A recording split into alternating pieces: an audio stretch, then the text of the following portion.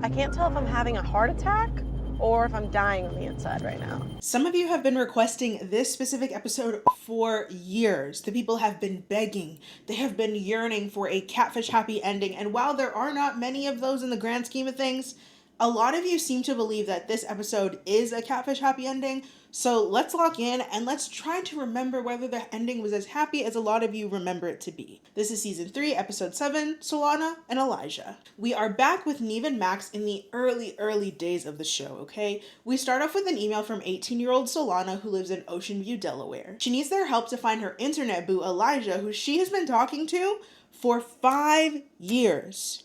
5 years, okay? Girl, you've been talking to this man since you were 13? Here's to hoping we do not have yet another Law and Order type situation on our hands. These are their stories. And then immediately after I thought about that, we find out that he is actually 20 years old. He's from Minnesota, meaning he was around 15 when they started talking.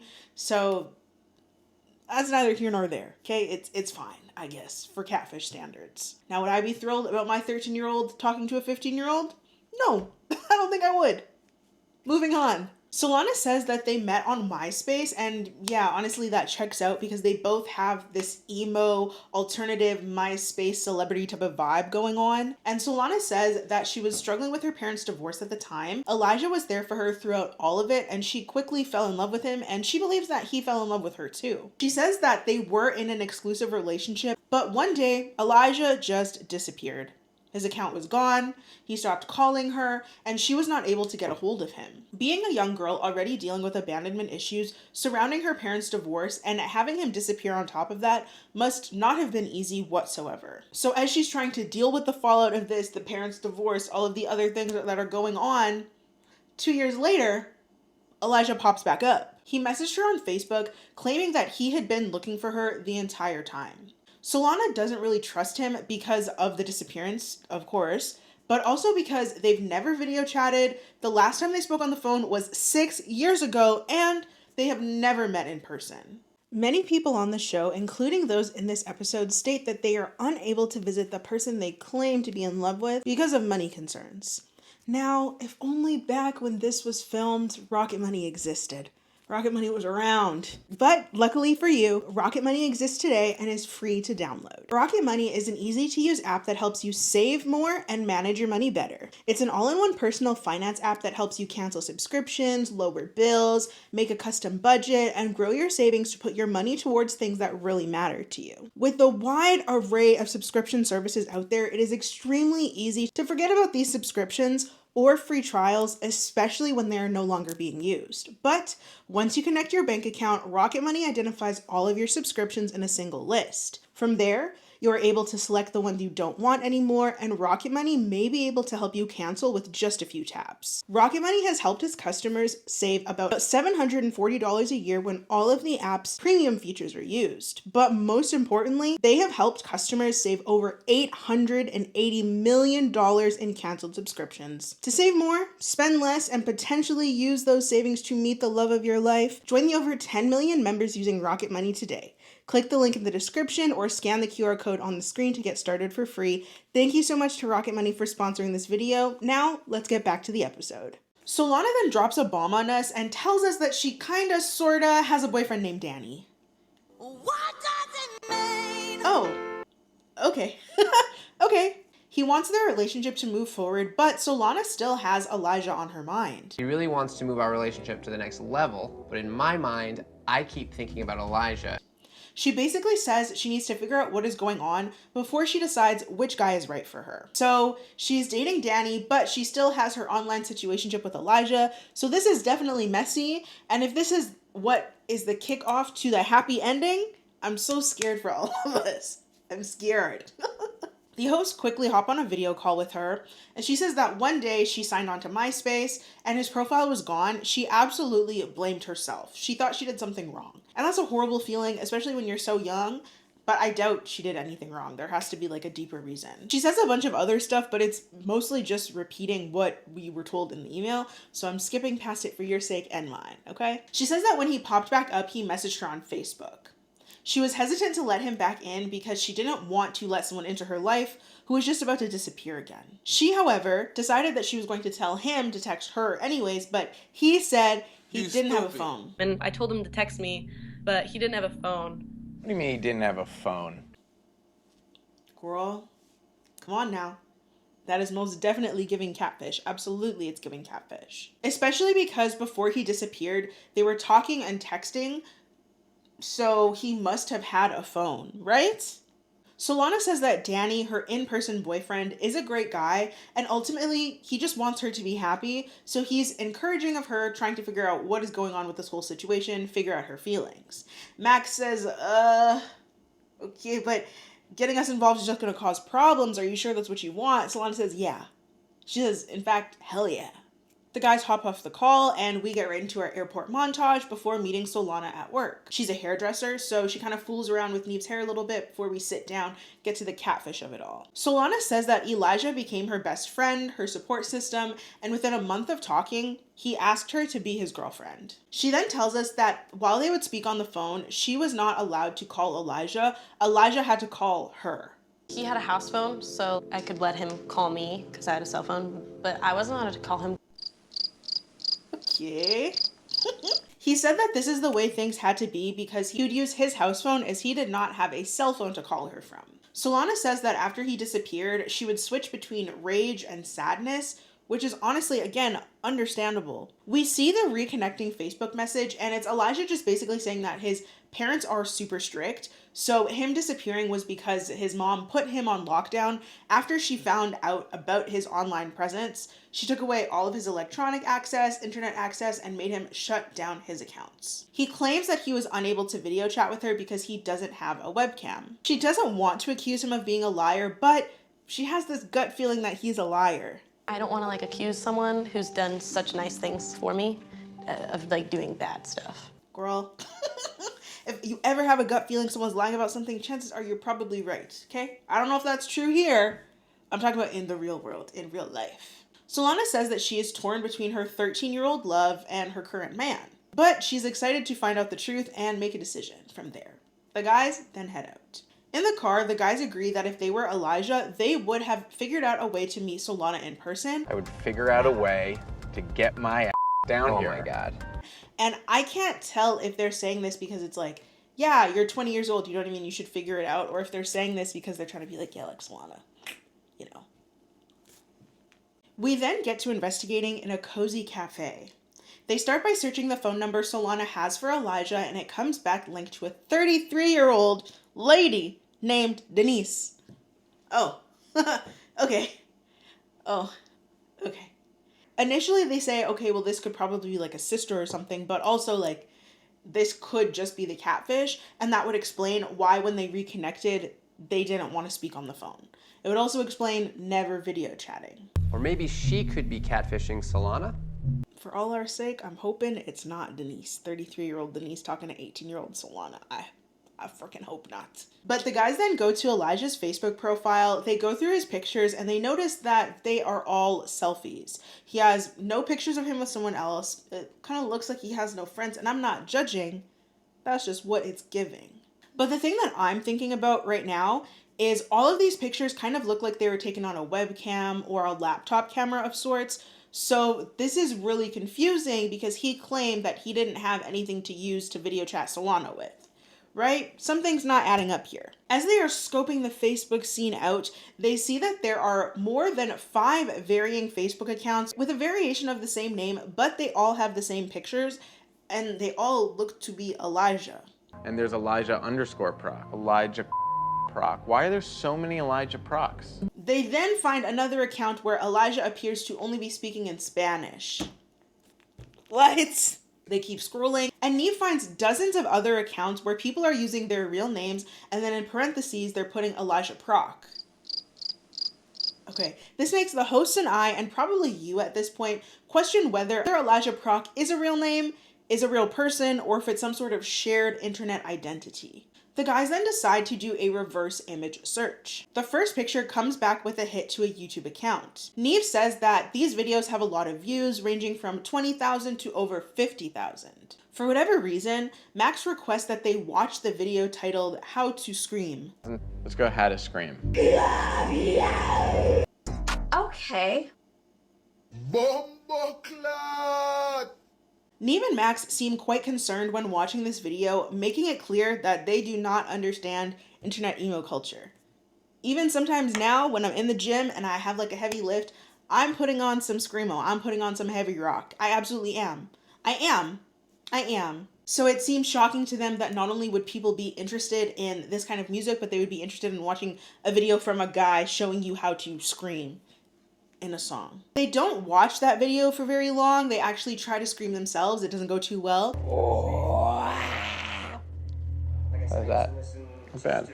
And then they decide to switch to another video from Elijah that has Christina Grimmie's name in the title. Which, rest in peace to her, sending love to her family and any of her fans who are still reeling from that loss. For those who don't know, Christina was an online sensation known for her sweet personality and as a talented vocalist who started on YouTube and eventually transitioned to the mainstream, where she was featured on the singing TV show The Voice. She started posting videos in 2009.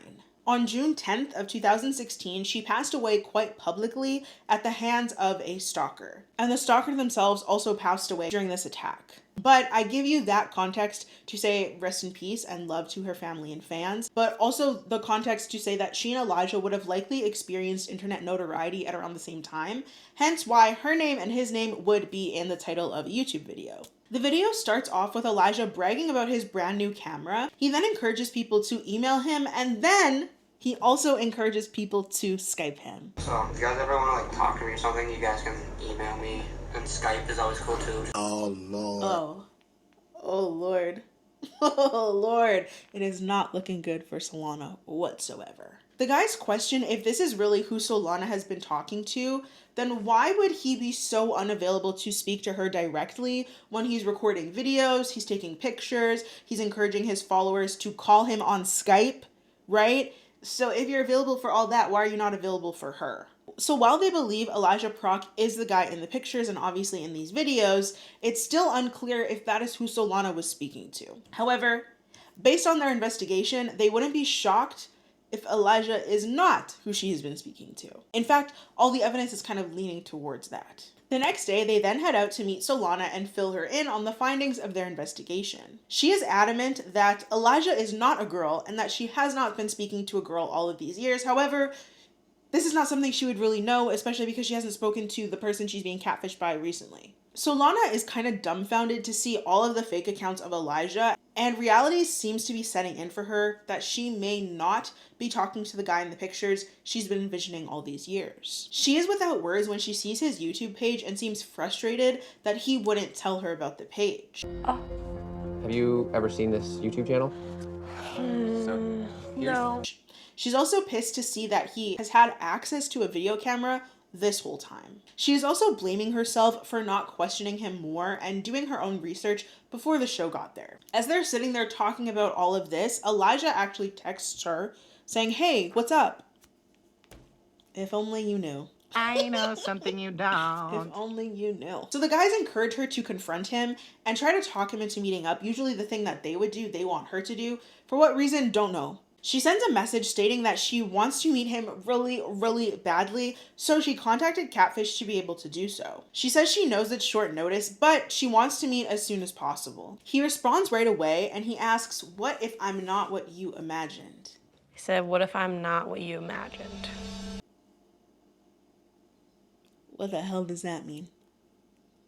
What does that mean? Neve and Max basically say that this is his way of letting you know that he is not the guy in the pictures. Solana is slick with it because obviously she still wants to meet whoever this is behind it. And she says that the appearance doesn't matter. As long as who you are on the inside remains the same, then that's what's important. I don't think this is true. I don't think she means this. However, I think it is good bait in order to get him to agree to meet. Elijah responds and he says that he is nervous, but he agrees to meet in Minneapolis. Neve says that they have to move quickly before he can change his mind, so Solana tells Elijah that she's excited to meet him, and then they hop on a video call with Danny. I'm not really sure what the official title is because Solana makes it sound like they're together, but not really. But the show and the hosts are referring to him as her boyfriend. So I don't know what that's about. Solana tells him on the video call that they're about to head out to meet Elijah. He says that he isn't mad, she needs to do what she needs to do. And Solana confirms that after meeting Elijah, she will be coming home, and that's the end of their conversation. Are you mad at all? That's what you want to do, right? As long as you come back. I'm not just gonna stay in Minnesota. Okay. Wow. Danny is a much better man than I, and in part that might be because I'm not a man at all, but more so because he is being quite generous and quite understanding in a situation that I would not have been generous or understanding in whatsoever. There's no way I'm gonna let my partner go on Catfish to potentially meet the love of their life. Are you crazy? And when I say let, I want to be clear. I wouldn't control them. I wouldn't stop them. If that's what you want to do, you go and do that. I just won't be with you. We're breaking up right now, actually. But the next day they get everything together and they head out to the airport. Solana is wearing Galaxy leggings, and that just brought me all the way back to this time period because the girls were eating this up. This was it. They land safely in Minneapolis, and Solana says that she does not regret her decision to do this. So the next day, they head out to meet the mystery man himself, Elijah. Understandably so, Solana is extremely nervous. No idea who Elijah's going to turn out to Anyone be. can walk out of that door. Oh man. The guys do very little to ease her concerns. And it's crazy because I feel like in this era, everyone was so adamant, and some people still are very adamant, that Neve and Max are like amazing hosts. And as we go back and rewatch a lot of these episodes, I'm so shocked and confused by the lack of compassion they often have, the lack of empathy they often have, and also the way that they do very little to comfort people who clearly need comforting at times. Be nice. I'm finding it. It take you that long to find it? Okay. It does. All right. Almost like that's their whole job, but what the hell do I know? As they walk up to the door of the house, Neve himself seems quite nervous, to the point where he doesn't even want to knock on the door. He just rings the doorbell and stands there awkwardly. Max and Solana have to encourage him to do something. Do it again. Do it again. No, just knock. Just ring the doorbell like a man.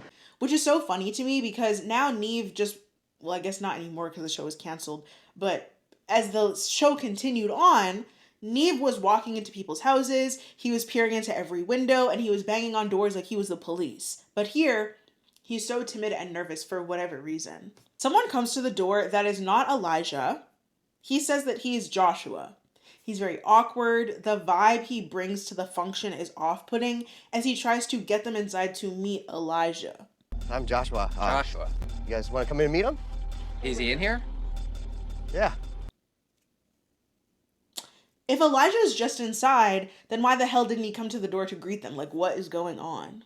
For once, Neve is not eager to enter a stranger's house, but with a little convincing, they go inside. Joshua says that he'll go downstairs to get Elijah, and we're all just standing there wondering what the hell is going on, but also, is Joshua about to go downstairs and then come back upstairs and be like, haha, gotcha, bitch.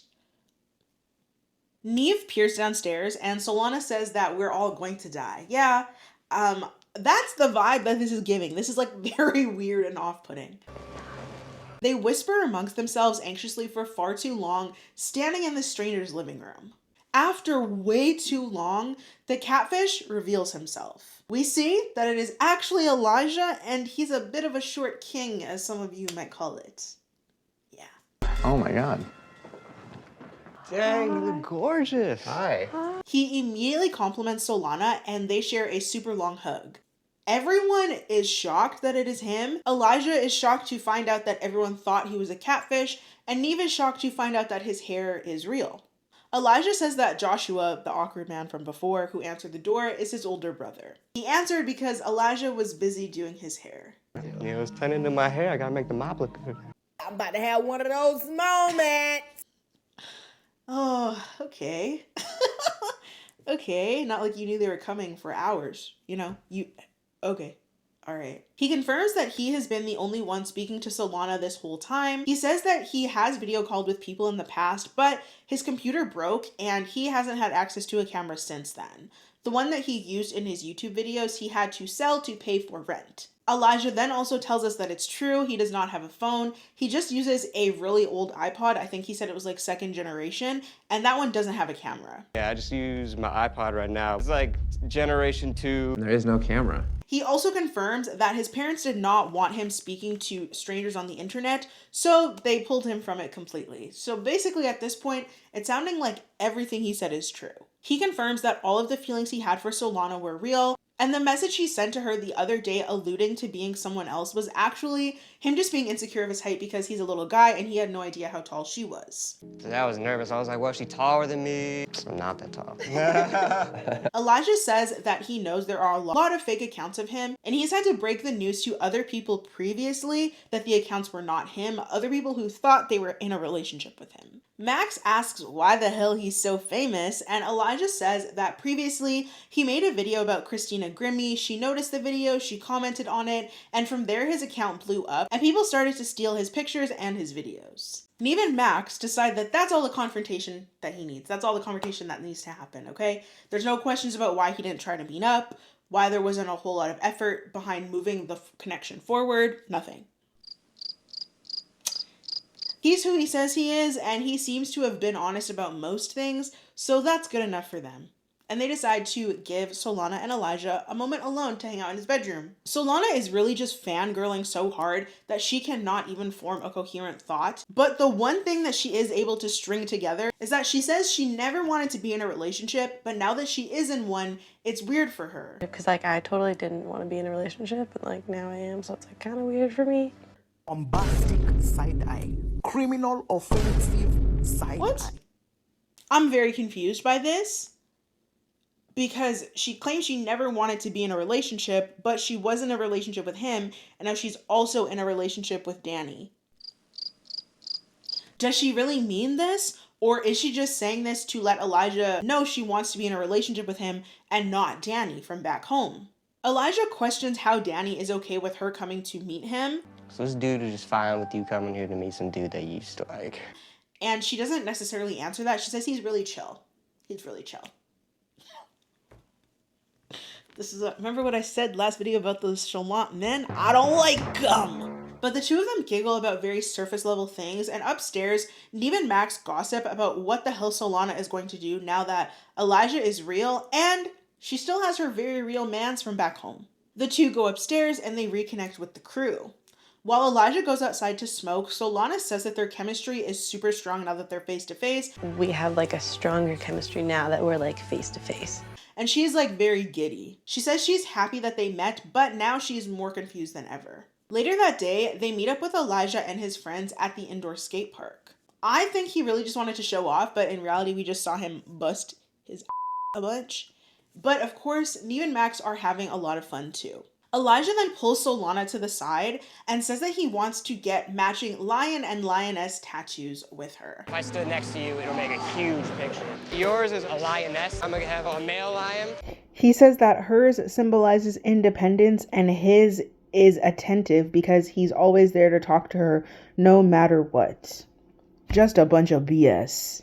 You done lost your damn mind. When you get your damn mind, you call me. She says she's down, but she's a little scared. He says that he doesn't want her to regret it. Girl, please don't do that. Whatever you do, please don't do that. What? That sounds like an awful idea, especially because you don't know if you're going to be in a relationship with this man or the man you're currently with. Don't get a matching tattoo. What the hell? This just sounds like an awful idea. But everyone says their goodbyes for that day, and later that night we get a hotel room confessional from Solana. She says that she's feeling years of emotions, and she's having a really hard time deciding whether to close the chapter she has left open for too long, or if she should continue a chapter that she should have been writing all along. For me, this is personally a no-brainer. This is like, it's really, there shouldn't be that much thought into it. I think obviously she's 18 at the time. She's super young and she has a lot of time invested in this person and the idea of this person. But in my mind, it always makes sense to pick the person who puts actions behind their words. The one who has shown you more than they have told you how they feel for you. Because talk is cheap, baby. It's very easy to sell you a dream, especially through texts. Okay? It's all about who's putting in the effort and who's treating you the best. In my mind, That's always the best way to figure out who you should be dating, who you should be exclusive with, who is doing the most, and whose actions and words align the most. But the next day, Neve and Max meet back up with Solana. She reads us her recent journal entry, and they played as sort of like a voiceover while they go to the tattoo studio to get their matching interconnecting tattoos. Good. Good. That's what I wanted. Yeah. I truly cannot gather the words to express to you how awful of an idea this is. I can't do it. I will say the tattoos are nice. They're well done. We listen and we judge hard. But this was a really stupid and a very impulsive yet permanent decision. But what would I expect from an 18-year-old and a 20-year-old who just met each other for the first time and they met on MySpace? Like, I'm not expecting anything but this. But also, how the hell is she going to explain this to Danny and her friends and family back home? But also, okay? Do you think the show paid for these tattoos? Like, do you think they both decided they wanted to get a tattoo and this was just a way for the show to pay for the tattoos that they maybe wanted to get anyways? Because if Elijah's saying he doesn't have enough money to get a phone, he had to sell his camera to pay for rent, how is he paying for this tattoo? And it's pretty big. Just, I'll take my tinfoil hat off, but just think about that. The journal entry basically says that for the first time, she is falling in love. And no matter what happens, she wants to make that other person happy.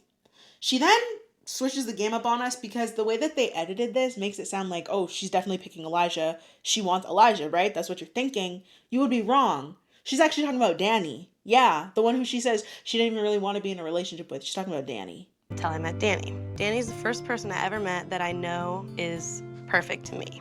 Girl, you're so in love with Danny, but you got a matching tattoo with Mr. MySpace? This is how you know she really is 18. Like, I wouldn't expect anything less or anything more from somebody who is 18 making this type of decision. She says in the voiceover, she doesn't regret meeting Elijah. This experience was beneficial and made her realize what she really wanted. But then back in present day, no more voiceovers for right now, when Solana and Elijah are saying their goodbyes, she says that she doesn't want to leave, she doesn't want to cry, and then we get this weird shaky shot of them hugging where she promises that she will be back. I don't want to go. I'll be back, I promise.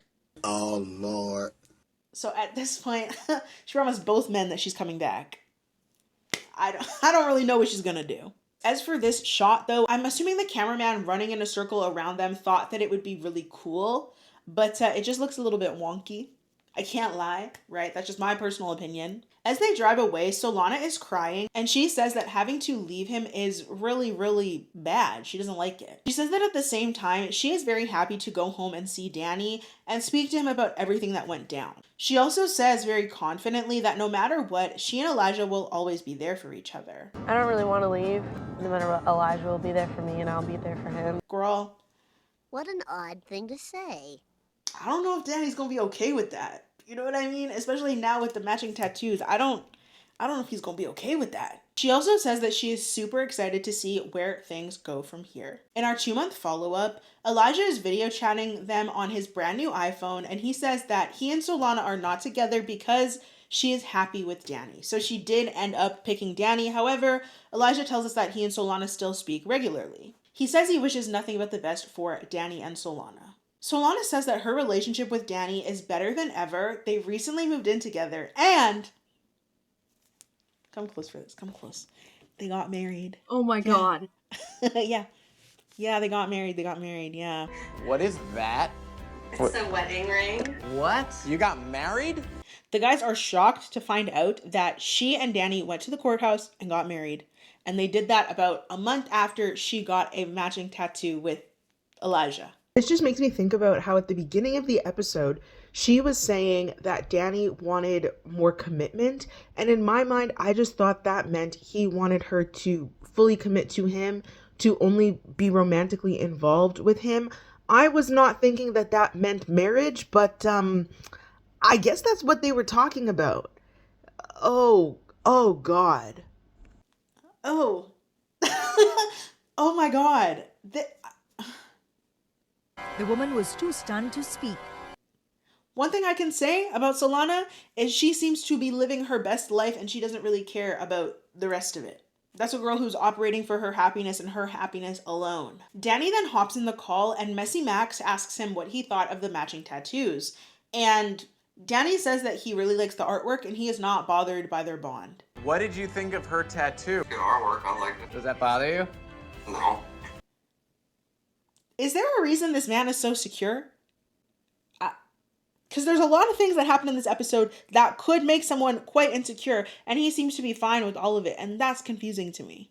The guys are kind of speechless to find this out, but they manage to tell her to enjoy her honeymoon. This is the happy ending y'all were referring to? This doesn't seem very happy to me personally, but it's one of the happier endings that we've seen on the show, I guess. And that's kind of saying a lot because this wasn't necessarily happy. I don't think an 18-year-old getting married, and they never told us how old Danny was, is like a happy ending after she just confessed her love for Elijah, talking about I don't want to be in a relationship, and now you're married, and then you're also talking about I'm coming back, but now you're married, and it's like I'm always going to be in your life, let's get matching tattoos, because like I'm your lioness and you're my lion, but you're married to somebody else. Oh my gosh! What's your definition of happy? Because that's not mine. That's not mine.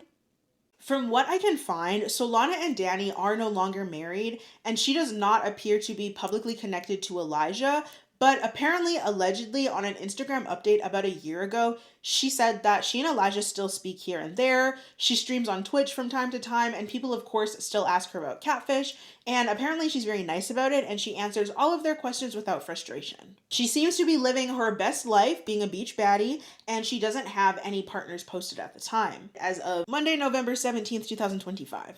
Elijah seems to be trying his hand at the whole social media thing. He makes videos, he makes music, he streams himself playing video games, and it very much gives like emo boy is still a big part of his personality. I cannot tell if he is in a relationship or not, as he also doesn't have any partners posted on his page, but someone said it best when they commented on one of his rapping videos, saying that Elijah is milking his catfish appearance for everything it's worth.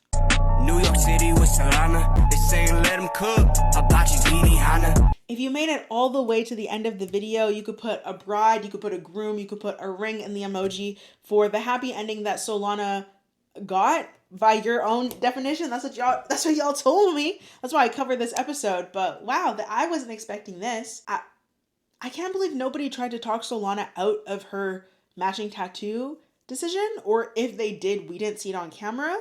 That's a crazy thing. This is a crazy episode.